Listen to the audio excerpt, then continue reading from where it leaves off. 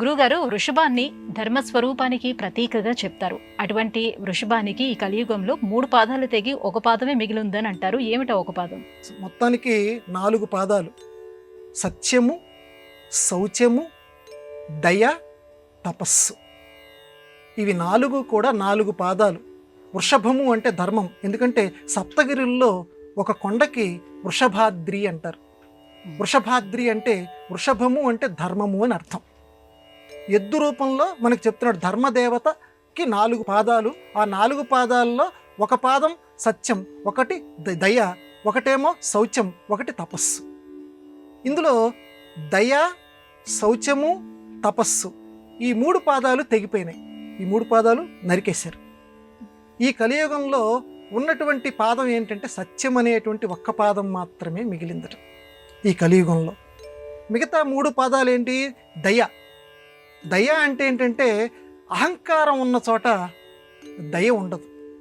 అహంకారం ఎదుటి మనిషి మీద మనం ఒక రకమైనటువంటి జాలి కానీ వాడి మీద మనకి ప్రేమని కానీ చూపించాలంటే ముందు మనలో అహంకారం పోవాలి.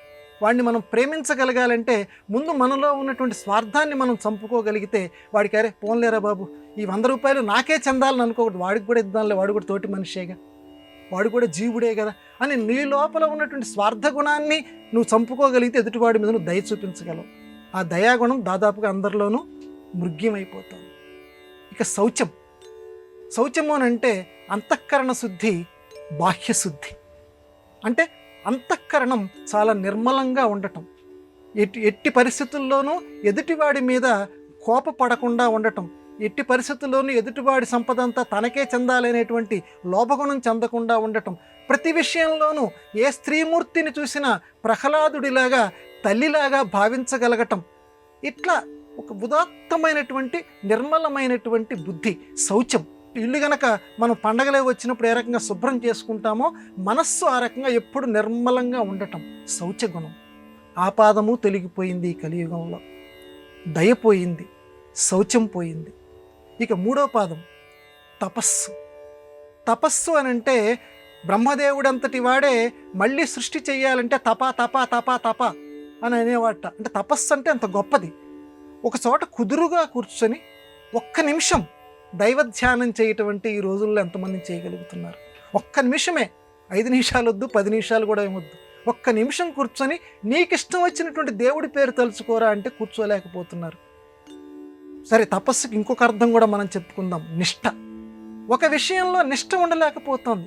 ఇది నేను సాధించాలి అని తీవ్రమైనటువంటి తపన, అదే తపస్సు. ఇది నేను ఎలాగైనా పొందాలి అనేటువంటి ఒక దృఢమైనటువంటి దీక్ష, అదే తపస్సు. ఆ తపోగుణం చాలామందిలో ఈ కలియుగంలో మృగ్యమైపోయింది. కాబట్టి ఎక్కువ మంది గనక ఏదైతే పాటించకపోతారో ఆ పాదం తొలగిపోయినట్టుగా లెక్క. కాబట్టి ఆ 3 పాదాలు ఈ లోకంలో ఈ కలియుగంలో తప్పుకున్నాయి. ఇక మిగిలింది ఈ కలియుగంలో ఒకే ఒక్క పాదం మిగిలిందిట ఆ ధర్మదేవతకి. ఆ పాదం కూడా నెమ్మదిగా మసకబారుతోంది. కానీ అది ఉందిట ఇంకా పాదంలో. ఎందుకంటే ద్వితీయ పరార్థే శ్వేతవరాహ కల్పే వైవస్వత మన్వంతరే అని చెప్పుకుంటున్నాను చూడండి. ఇంకా ఒక్క పాదం మాత్రం మిగిలింది. ఆ ఒక్క పాదం ఏంటంటే సత్యము. సత్యము అనేటువంటి పాదం మాత్రం ఇంకా లోకంలో మిగిలి ఉంది. ఆ పాదం కూడా విరగ్గొట్టకుండా, అంటే కొంత మటుకు ఏదో దాన్ని ఛిద్రం చేయాలని చూస్తున్నారు, ఎక్కడికక్కడ చిల్లులు పొడవాలని చూస్తున్నారు. కానీ ఎప్పటికప్పుడు అది పూడుకుంటోంది భగవంతుడి యొక్క దయచేత. కానీ మొత్తంగా కనుక దాన్ని విరగ్గొడితే మాత్రం ఈ కలియుగం మొత్తం అంధకార బంధురం అవుతుంది. ఆ ఒక్క పాదంతో మాత్రం ధర్మదేవత ఇంకా నడయాడుతోంది అని పెద్దలు భాగవతంలో చెప్పారు.